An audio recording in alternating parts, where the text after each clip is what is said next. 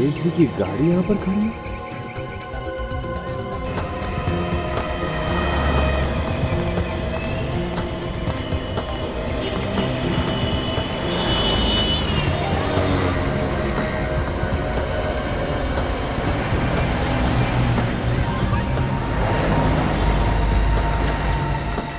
लगता है आज सेठ जी घर नहीं गए, कुछ ना कुछ तो जरूर है।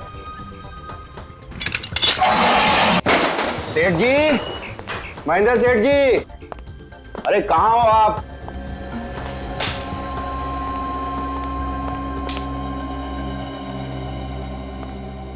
बाहर गाड़ी में भी नहीं है और अंदर भी नहीं है। चलो हम तो अपना काम करते हैं।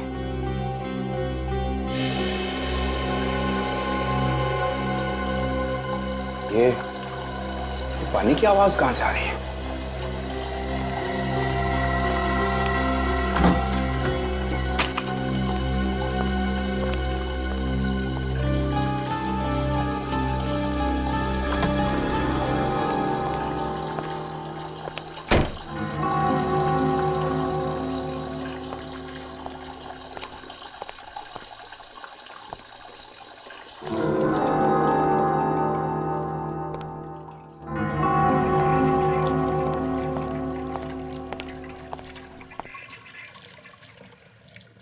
ये पानी की आवाज तो बेसमेंट में से आ रही है। अभी देखता हूं।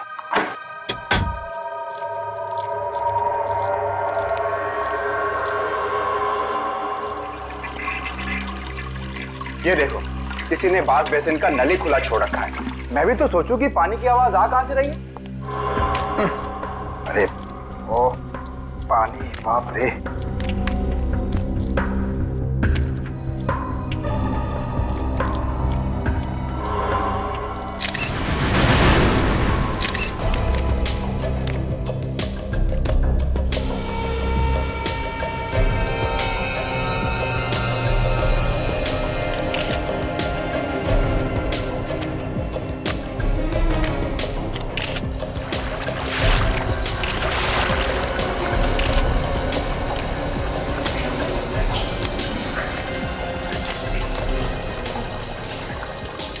पानी का नल खुला है। ऐसा लगता है वॉश बेसिन की पाइप में कुछ अटक गया है, इसलिए सारा का सारा पानी बाहर आ गया है।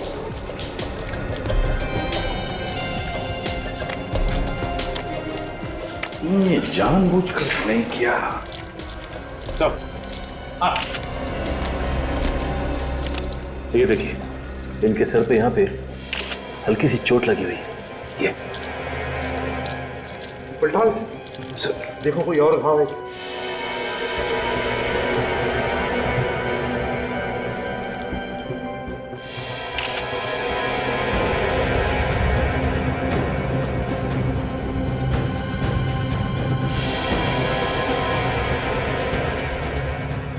तो ये देखिए,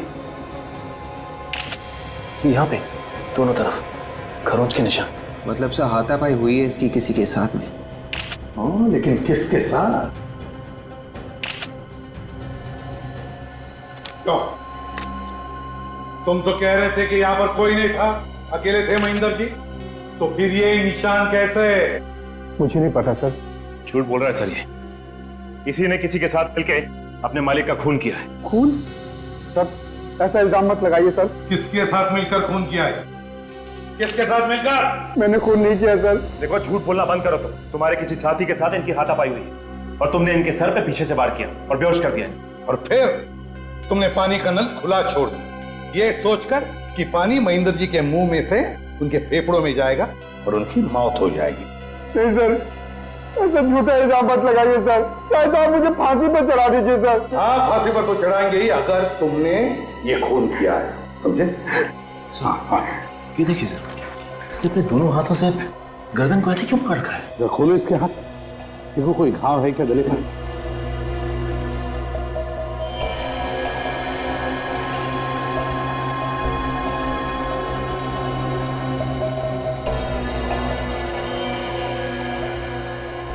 ये क्या है? हाथ जले हुए हैं?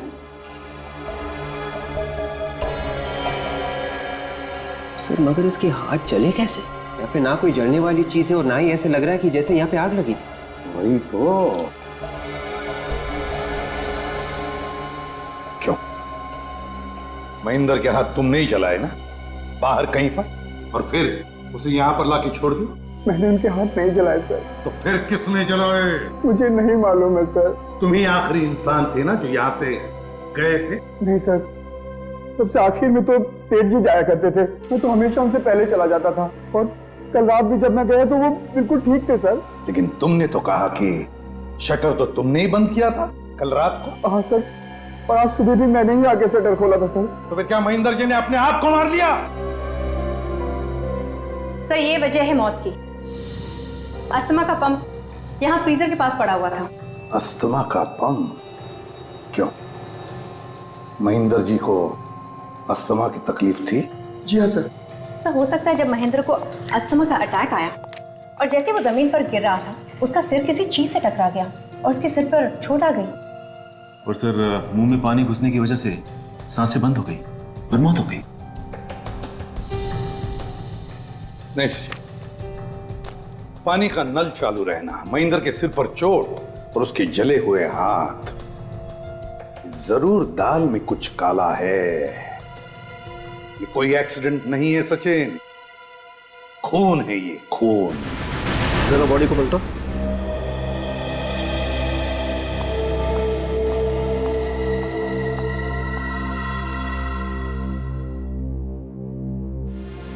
अभिजीत, बस मुझे नहीं लगता है इसको किसी ने मारा है।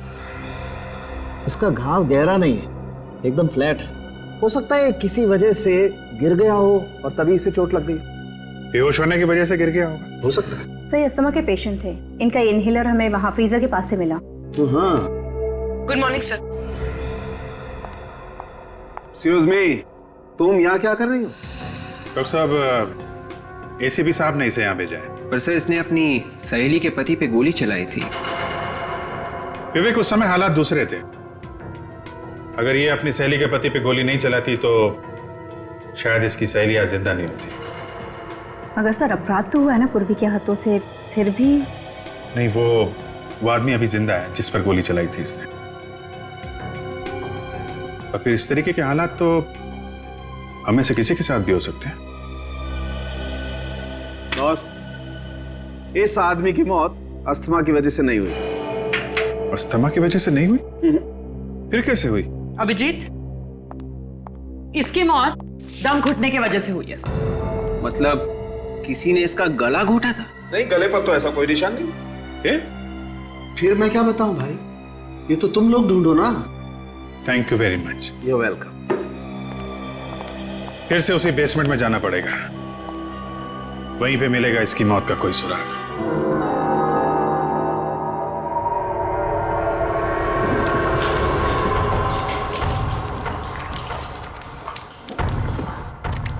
सर, ये सालून के साहब भी ना कभी कभी जो दिल में आए वो बोल देते हैं। इतने बड़े कमरे में कोई दम घुट के कैसे मर सकता है सर? बड़ी सीधी बात, चारों तरफ से कमरा बंद है, हवा की कोई भी गुंजाइश नहीं है इस कमरे में, तो क्या होगा? कमरे में कार्बन डाइऑक्साइड बढ़ेगा ही ना, आदमी घुटकर मरेगा। सर मरने वाला अस्थमा का मरीज था, तो जैसे ही उसका दम घुटने लगा उसे यहाँ से ऊपर भाग जाना चाहिए था। हाँ विवेक, ऊपर तो भाग जाना चाहिए था, लेकिन या तो वो ऊपर भाग नहीं सका या फिर भागने से पहले ही। क्यों गिरीश,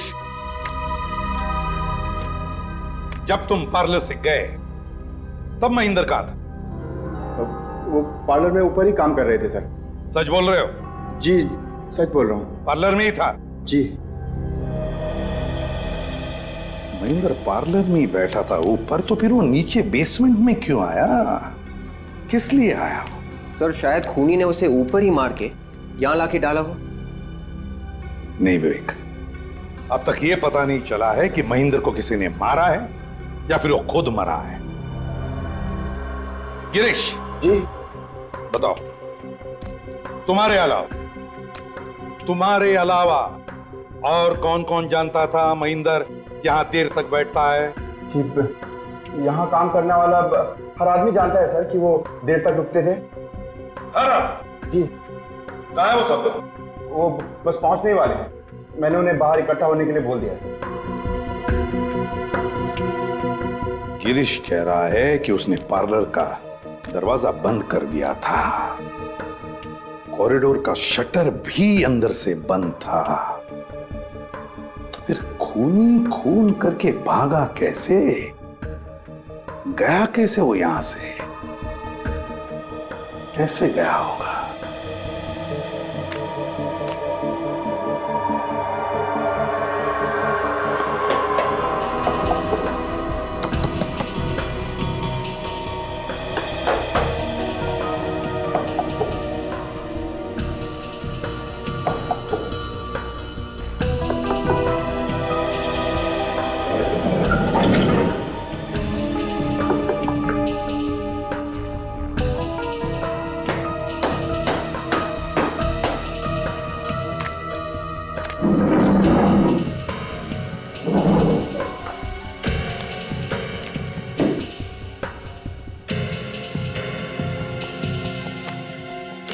आखिरी बार पूछ रहा हूं, और कोई रास्ता है यहां से बाहर जाने का?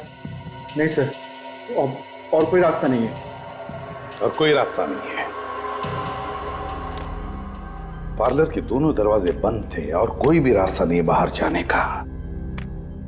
फिर खूनी महेंद्र का खून करके यहां से भागा कैसे?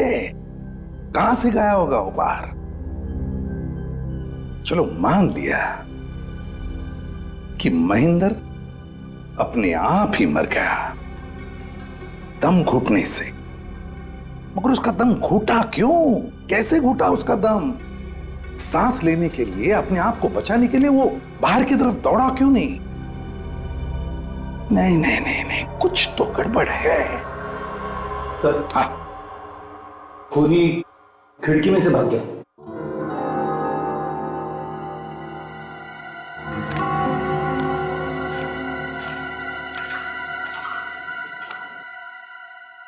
रेडी, काम करो, बाहर की तरफ जाकर देखो, देखो कोई निशान मिलते हैं क्या? Yes sir. काजल, विवेक, तुम लोग यहीं इसी कमरे में छानबीन करो, कोना कोना छान मारो, देखो कुछ मिलता है क्या।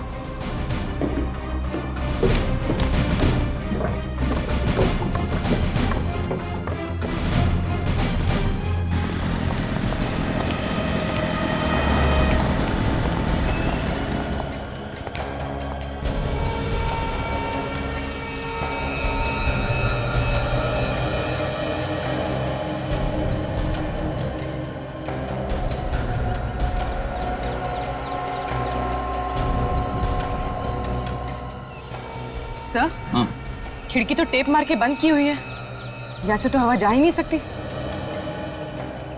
क्यों? ये खिड़की पहले से ही ऐसी थी? खिड़की तो पहले से ही बंद थी, मगर मगर क्या? मगर ये टेप नहीं लगी हुई थी सर। टेप नहीं लगी हुई थी? तो फिर किसने लगाई टेप? हाँ? सर मुझे नहीं मालूम सर। तुम्हें तो कुछ नहीं मालूम।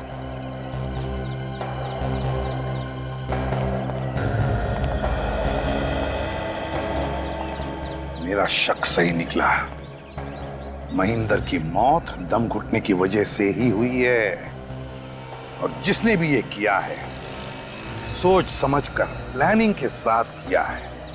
उसने पहले खिड़की को टेप लगाकर अच्छी तरह से पैक कर दिया ताकि हवा भी अंदर नहीं जा सके, और फिर जैसे ही महेंद्र बेसमेंट के अंदर आया, इसने वो जहरीली गैस अंदर छोड़ दी और महेंद्र की मौत हो गई।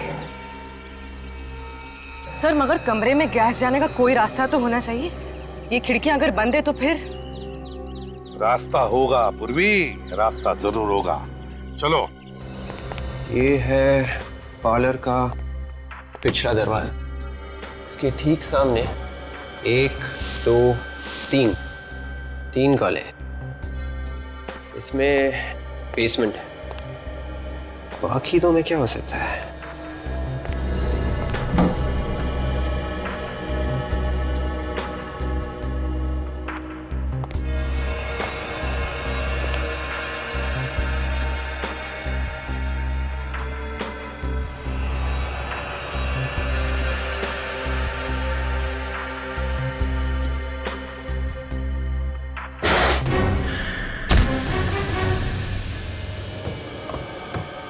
देखो जरा, नीचे देखो, फर्श पर अच्छी तरह से देखो, दीवारों में भी देखो।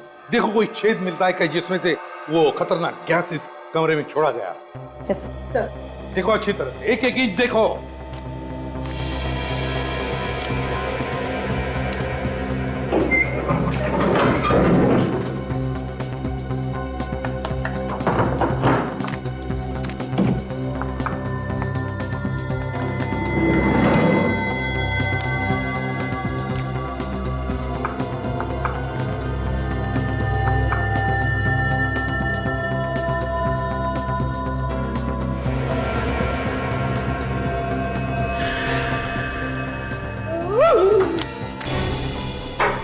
क्या हुआ फ्रेडी?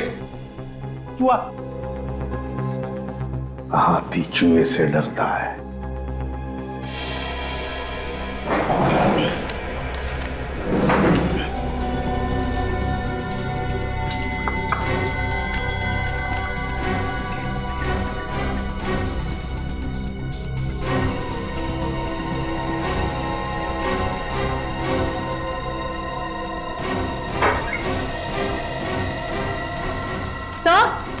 काजल, ये देखिए सर, यहाँ पर छेद है। देखा, मैं कह रहा था ना, छेद है। मगर सर, ऐसे छेद तो बिजली के तार वगैरह डालने के लिए किए जाते हैं ना दीवारों में। अगर ये छेद बिजली का वायर डालने के लिए बनाया गया है तो 2 या 3 इंच से ज्यादा गहरा नहीं होगा। देखो कितना गहरा है, देखो जल्दी।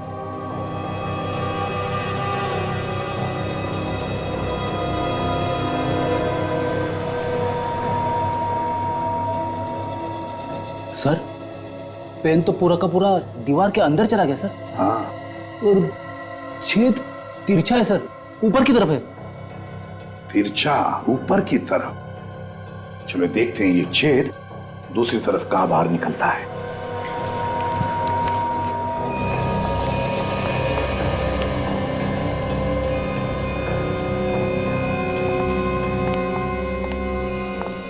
बेसमेंट में जिस दीवार पर हमें छेद मिला है,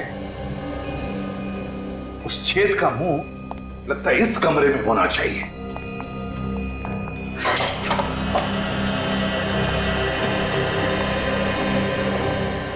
रेडी, सारे बॉक्सेस हटाओ इस दीवार से।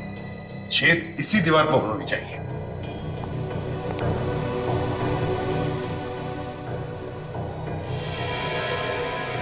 विवेक कहां चला गया है? सर, विवेक तो कॉरिडोर में ही आया था, शायद पार्लर में कुछ ढूंढ रहा होगा।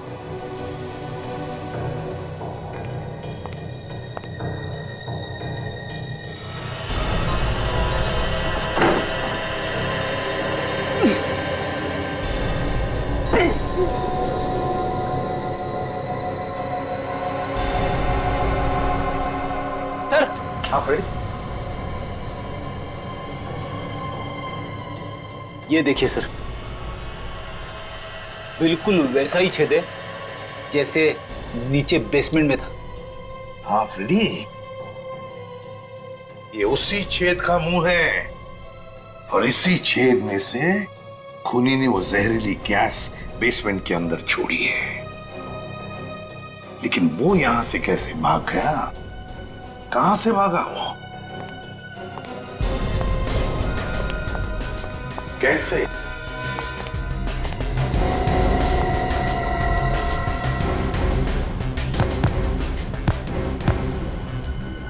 फ्रेडी, ये कारपेट हटाओ, देखो इसके नीचे क्या है।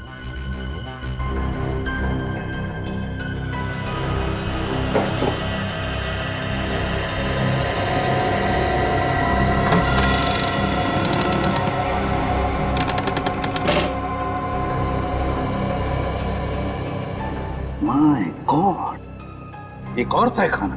काजल, जल्दी से टॉर्च लेकर आओ। सर, हाँ, जब तक टॉर्च आती है मैं नीचे जाके देखूं? तुम जाओगे? हाँ। नीचे अंधेरे में? हाँ सर। डरोगे तो नहीं? रेडियो और डर। संभल के जाओ। हाँ सर। हाँ, गड़बड़ मत करना। बिल्कुल सर। समझ गया? हाँ।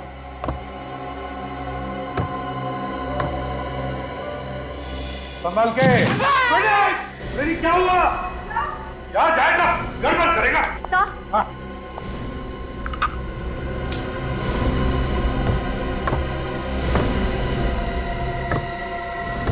रेडी? रेडी? रेडी? है कहाँ ये? रेडी कहाँ हो तुम? रेडी?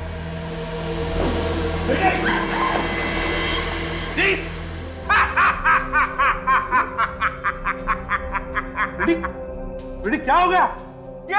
आप तुझे कुछ नहीं।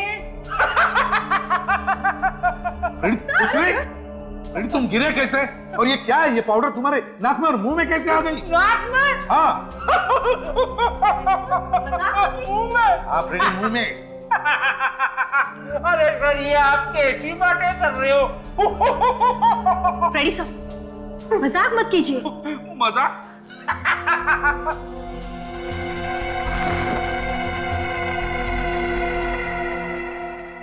ये तो ड्रग्स है। फ्रेडी मजाक नहीं कर रहा है। ये ड्रग्स फ्रेडी के शरीर में गए। काजल जल्दी से हॉस्पिटल ले जाओ। फ्रेडी जाओ, काजल के साथ हॉस्पिटल जाओ। संभाल के, संभाल के। संभाल के।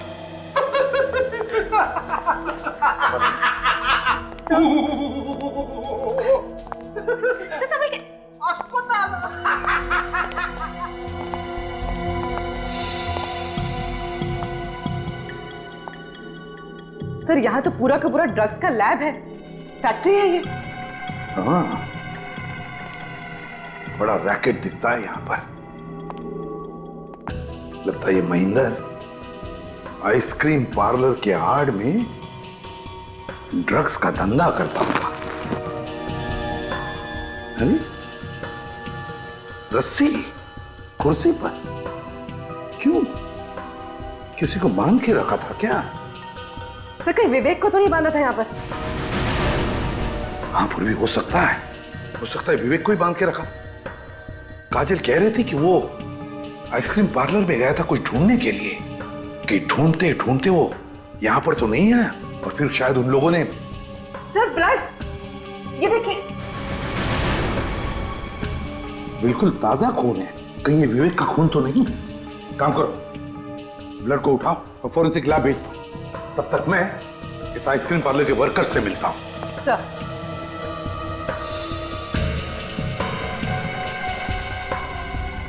तुम्हारी नाक के नीचे, तुम्हारे आइसक्रीम पार्लर के बेसमेंट में कमरा नंबर 12 में ड्रग्स बनते थे और तुम कह रहे हो कि तुम्हें मालूम नहीं?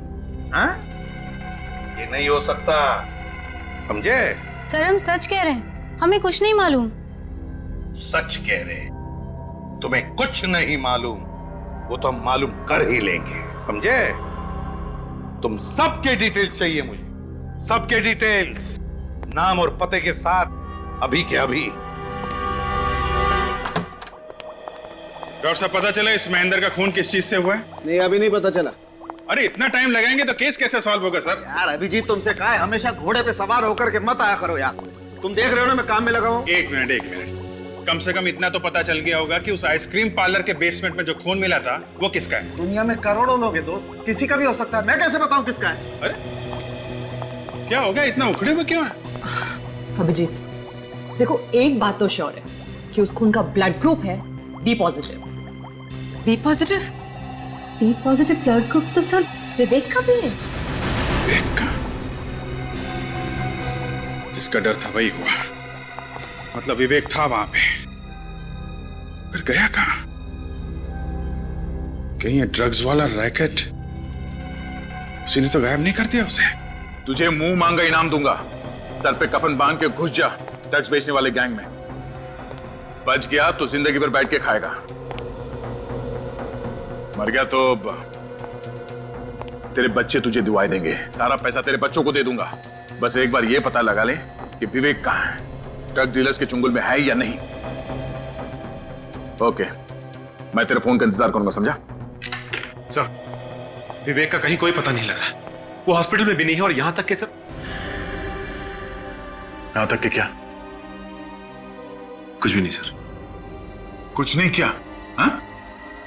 सर, मुझे लगा कि कहीं किसी ने उसे मार ना दिया हो, इसलिए मैंने मुर्दा घर से भी पता किया, तो वो वहां पे भी नहीं है। अचानक गायब कहाँ हो गया? हम लोग भी तो थे वहां पे। ये गया तो गया कहाँ? सर महेंद्र के मोबाइल की कॉल डिटेल्स और उसके आइसक्रीम पार्लर के फोन की कॉल डिटेल्स। ओ, कल रात 11 बजे लैंडलाइन पे किसने कॉल किया था? पूरे 1.5 मिनट तक बात हुई है। तो इसका मतलब है कि आइसक्रीम पार्लर बंद होने के 1 घंटे बाद किसी ने महेंद्र को फोन किया था। और ये काम कोई ऐसा आदमी कर सकता है जिसे मालूम होगा कि महेंद्र अभी भी वहीं पे है, आइसक्रीम पार्लर में।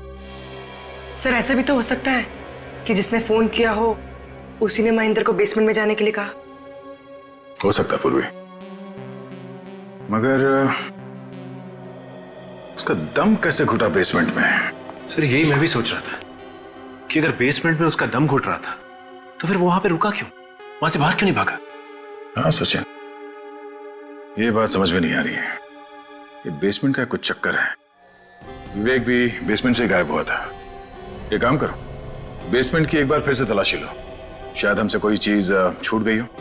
और इस नंबर के बारे में पता करो ये नंबर कहाँ का है।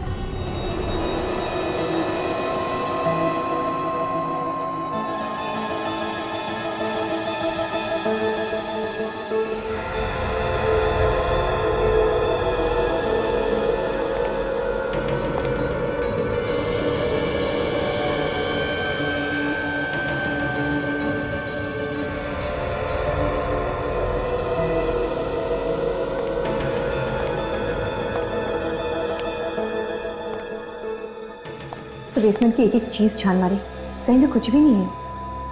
काजल, कभी कभी सुराग आंखों के सामने होते हुए भी दिखाई नहीं पड़ता। इस केस की कोई तो एक चीज है, कोई ऐसी चीज जो अभी भी हमारी आंखों से बची हुई है। सर ऐसी क्या चीज हो सकती है? सचिन, खूनी चाहे कितना भी चालाक क्यों ना हो, कोई ना कोई गलती तो वो जरूर करता है। कोई ना कोई सबूत तो छोड़ कर ही जाता है। हमें उस सबूत को ढूंढना है। ढूंढो अच्छी तरह से। सर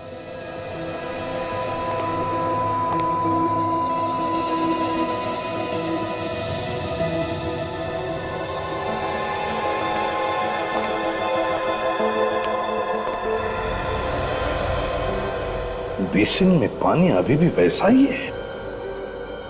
सचिन,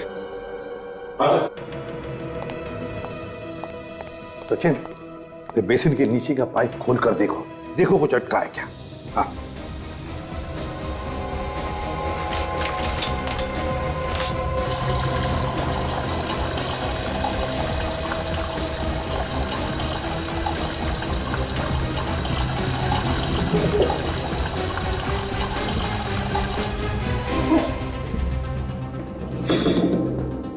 सर लगता है इसमें कुछ फंसा हुआ है। देखो, निकालो।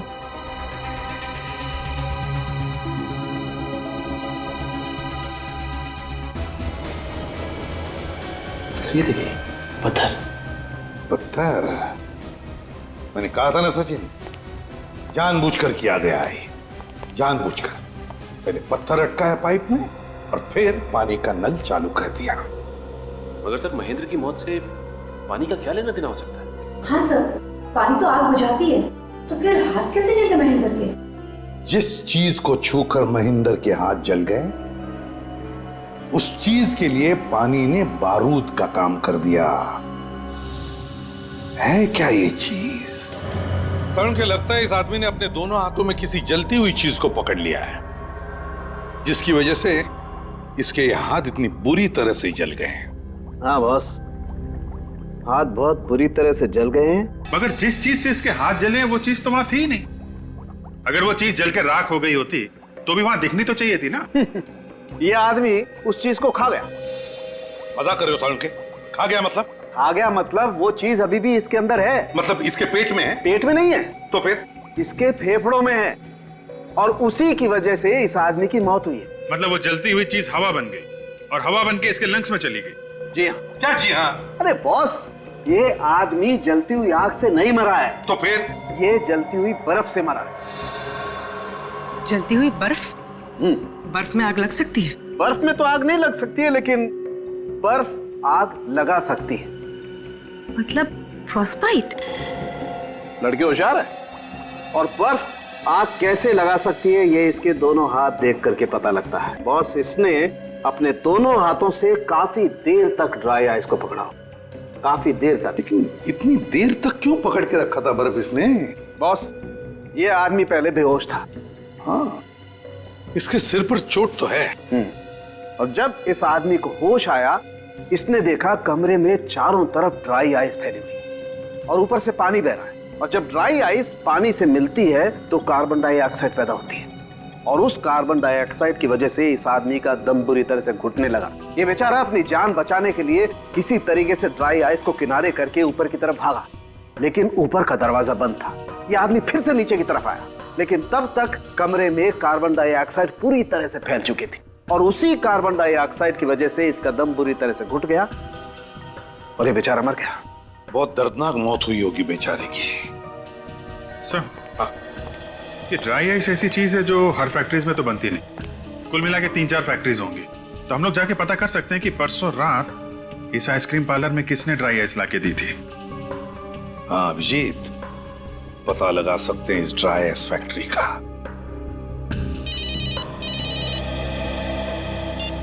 हाँ सचिन, कहां से? मालाड के पीसीओ से। सर, न जाने सुबह से दिमाग में बुरे बुरे ख्याल आ रहे हैं। क्यों, क्या हो गया? मारा गर्लफ्रेंड ने या फोन पे कुछ कह दिया? ऐसी कोई बात नहीं है सर।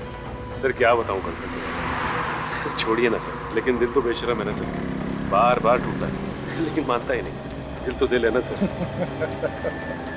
उसे ऐसे रहने दो सचिन, टूटा फूटा रहेगा तो जिंदगी में कुछ ना कुछ होता रहेगा। एक बार पत्थर दिल हो गया ना तो लाइफ का मजा चला जाएगा। ये बात तो ऐसा है। ये बुरे ख्याल आए क्यों मगर? यही सर कि विवेक के बारे में कोई नहीं सोच रहा है। सोच सोच के मेरा भी दिमाग खराब हो गया। फिर गया तो गया कहाँ?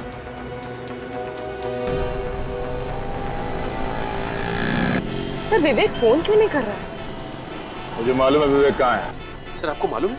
हाँ। तो सर अब तक आपने बताया क्यों नहीं? कि मुझे भी अभी भी पता चला। वो देखो सिग्नल पे, बड़ी बुरी हालत है इसकी तो। फटे हुए गंदे कपड़े हैं इसके। एक काम करो, तुम्हें गाड़ी उस तरफ लगाओ, ठीक है? चलो।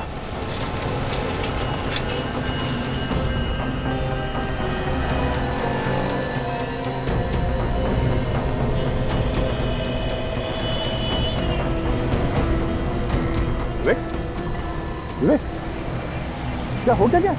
हाँ विवेक,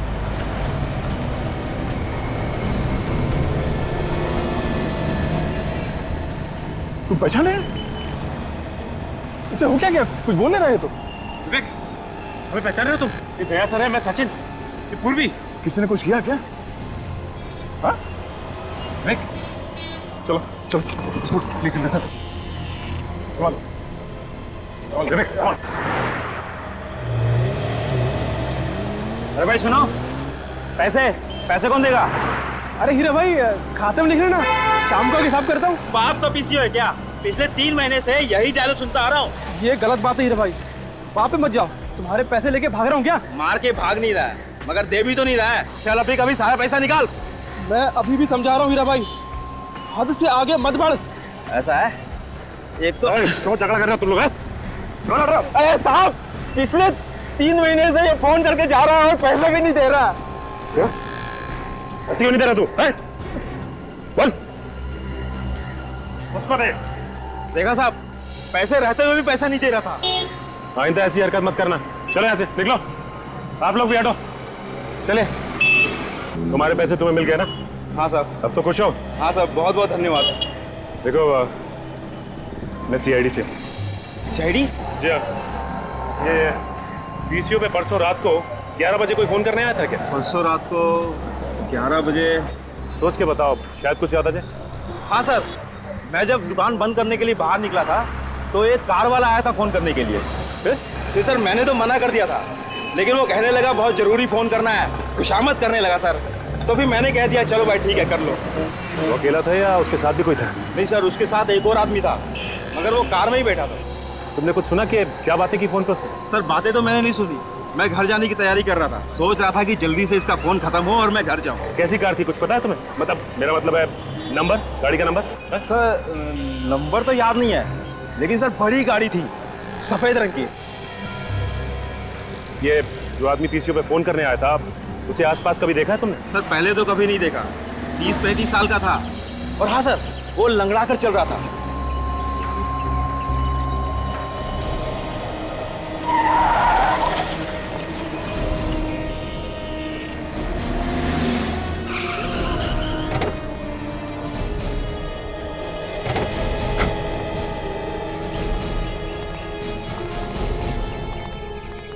गया, ये ड्रग्स इतनी डेंजरस है कि एक बार किसी के शरीर में घुस जाए ना तो आदमी गया काम से।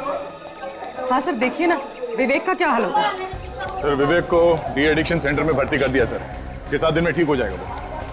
नहीं दया, मुझे नहीं लगता वो 6-7 दिन में ठीक हो जाएगा, कम से कम 1 महीना तो लगेगा उसे। सर इस आइस फैक्ट्री के बगल में ही है ड्राई आइस फैक्ट्री, ये आखिरी ड्राई आइस फैक्ट्री है सर। इतनी आइस शायद किसी भी ड्राई आइस से नहीं गई।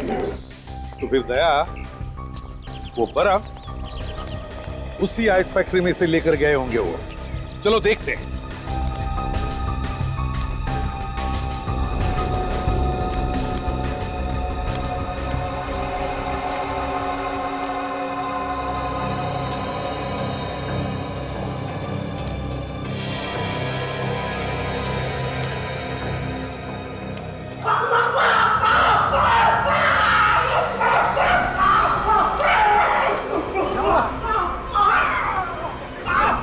क्या हुआ?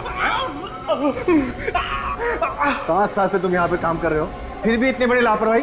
बिना ग्लोव्स पहने तुमने ड्राई आइस को हाथ क्यों लगाया? अरे उसे बाद में डांटो, पहले से हॉस्पिटल ले चलो, नहीं तो दवा लगाओ। दवा है यहाँ पर। सुनो, इसे ऑफिस ले जाना, वहाँ पे फर्स्ट एड बॉक्स है, जाओ जल्दी जाओ। और तुम लोग खड़े खड़े मेरा मुंह क्या देख रहे? जाओ अपना काम चालू करो, जाओ।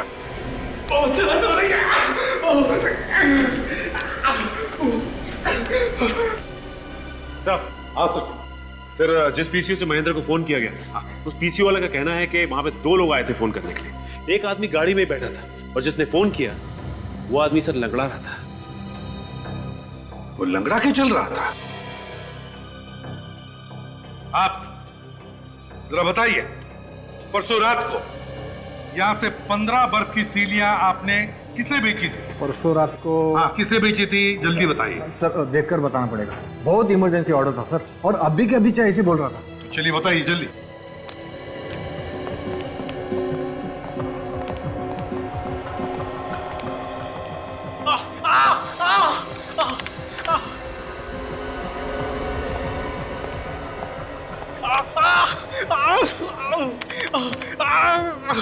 हाँ सर मिल गया। मिल गया? हाँ। क्या नाम है? ये जीत नाम के आदमी ने ऑर्डर दिया। जीत? उसका कोई कांटेक्ट नंबर वगैरह है?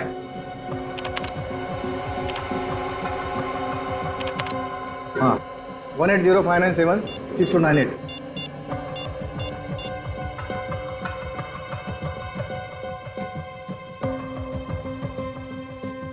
सर नंबर तो गलत है।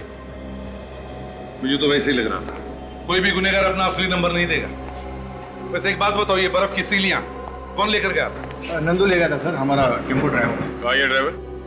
शायद टेम्पो में सो गया होगा। चलो दिखाओ।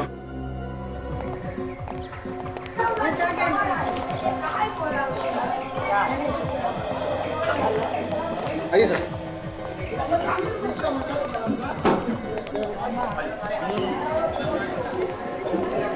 चलिए सर। अरे सुनो, वो नंदू ड्राइवर कहाँ है? साहब वो अपने टेम्पो में सो रहा है। आइए सर।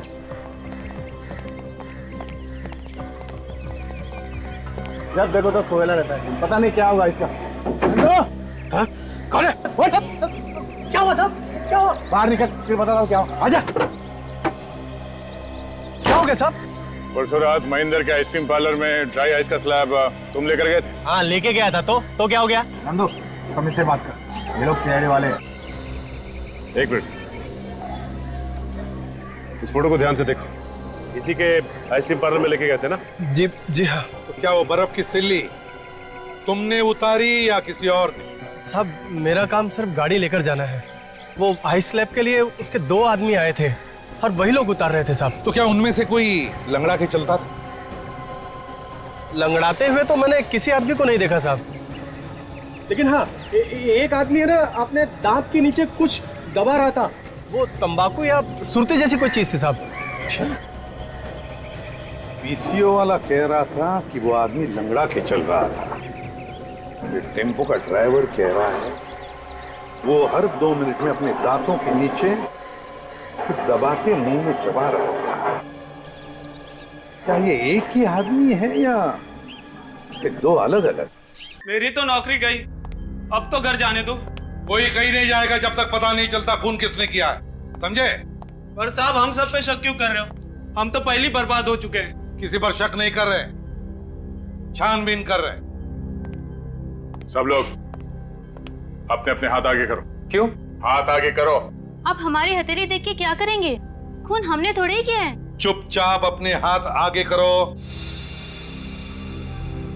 चलिए हाथ दिखाइए। आजा।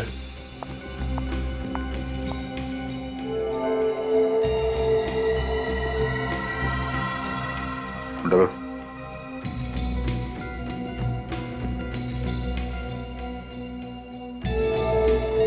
जाओ, इस तरफ खड़े हो जाओ।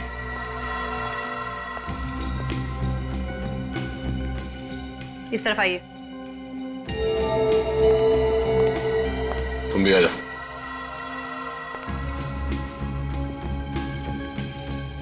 चलो यहाँ पे खड़े हो जाओ। मैंने कुछ नहीं किया, मैंने किसी का खून नहीं किया सर। वो पता चल जाएगा, यहाँ पे खड़े हो जाओ। मैंने कुछ नहीं किया सर। चलो।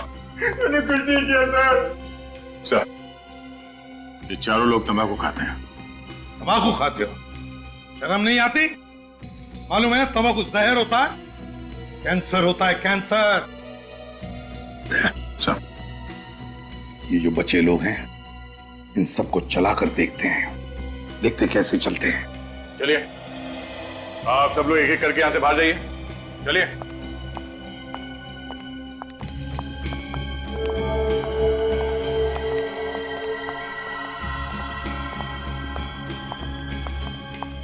सबके पैर तो ठीक है सर, लंगड़ा के कोई चल नहीं रहा। वही तो।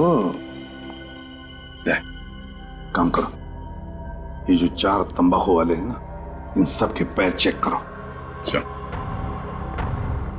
जरा पैंट ऊपर करना। मैं सच कह रहा हूँ सर, मैंने कुछ नहीं किया। चुपचाप पैंट ऊपर करो। ये पैर।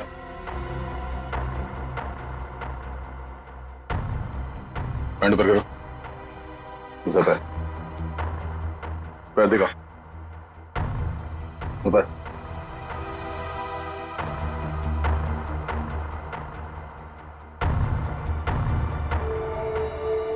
दूसरा पैर।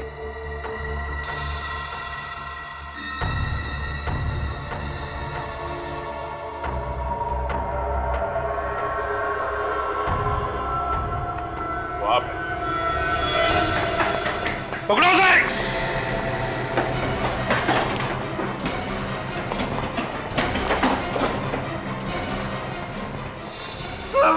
मैं शरीफ आदमी हूँ सर, मैंने कुछ नहीं किया सर। तो फिर भागे क्यों? तो मैं फोन क्यों किया तुमने? ये क्या बदतमीजी है? आप किसी को भी पकड़ के कहेंगे खून तूने किया है? सवाल मैंने इससे किया, मुंह तू खोल रहा है। अरे जाओ, बहुत देखें तुम्हारे जैसे सीआईडी वाले। बहुत देखें? हाँ, ये भी देख ले।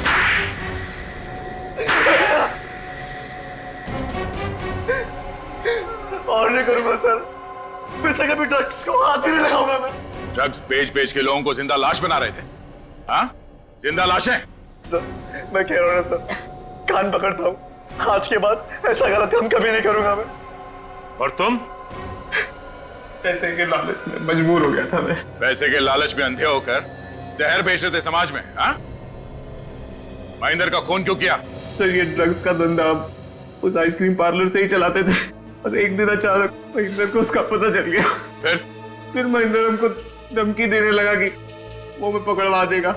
हमें मालूम था कि महेंद्र अस्थमा पेशेंट इसलिए हम दोनों ने प्लान किया कि उसे बेसमेंट में बंद कर देंगे और उसमें ड्राई आइस डाल देंगे ताकि वो घुट घुट के मर सके और किसी को पता भी ना चले कि वो किस चीज से मरा है।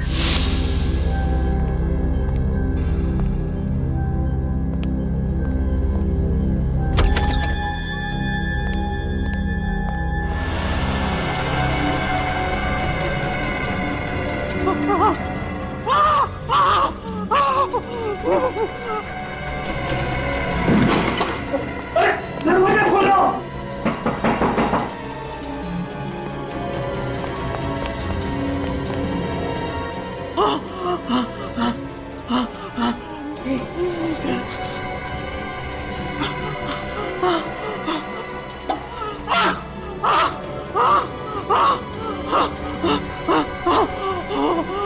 ड्राई आइस से जो गैस निकलती है उससे दम घुट जाए और वो मर जाए। हाँ? हमको पता था कि महेंद्र अक्सर देर रात तक आइसक्रीम पार्लर में काम करता है और उस रात भी वो वहां मौजूद था, इसलिए हमने उसको फोन किया। तुम दोनों ने विवेक को कैसे गायब किया? उस वक्त मैं दूसरे बेसमेंट में ही था जब आप लोग वहां पहुंचे। पता नहीं कहां से अचानक विवेक उस बेसमेंट में आ गिरा। मुझे लगा कि अब हम लोग पकड़े जाएंगे, तो तुमने फौरन विवेक को इंजेक्शन लगा दिया। हाँ। और वो फौरन चंकी बन गया और बार बार ड्रग्स मांगने लगा।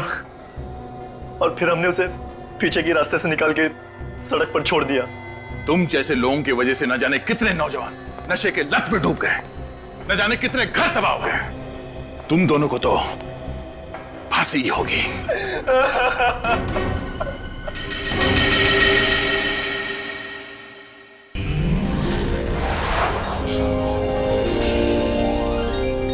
CID के और भी मजेदार और सस्पेंस से जुड़े एपिसोड्स को देखने के लिए हमारे चैनल को सब्सक्राइब करें और बेल आइकॉन दबाना ना भूलें।